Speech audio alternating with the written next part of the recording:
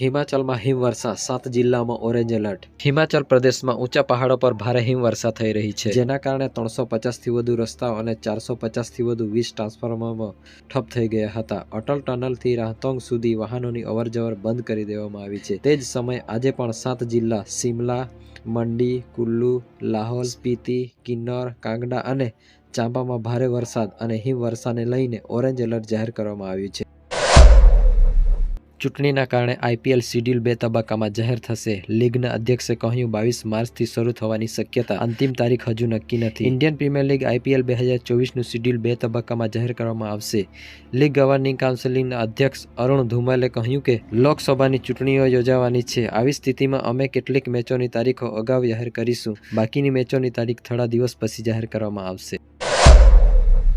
ગુજરાત બોર્ડની action plan. મિત્રો, આગામી 11 માર્ચથી ગુજરાત માધ્યમિક અને ઉચ્ચ માધ્યમિક શિક્ષણ બોર્ડની ધોરણ 10 અને 12ની પરીક્ષા શરૂ થવા જઈ રહી છે. પરીક્ષાને હવે ગણતરીના દિવસો બાકી રહ્યા છે, ત્યારે બોર્ડ દ્વારા એક્શન પ્લાન જાહેર કરવામાં આવ્યું છે. બોર્ડના એક્શન પ્લાન મુજબ રાજ્યના ધોરણ 10 અને 12ના કુલ 15 લાખથી વધુ વિદ્યાર્થીઓ 1634 કેન્દ્રો પર પરીક્ષા આપશે. બોર્ડ દ્વારા તમામ જિલ્લાઓમાં કેન્દ્રો અને કેન્દ્રમાં પરીક્ષા આપનાર વિદ્યાર્થીઓની સંખ્યા સહિતની તૈયારીઓ કરવામાં આવી છે. આગામી દિવસોમાં વિદ્યાર્થીઓને હોલ ટિકિટ આપવામાં આવશે.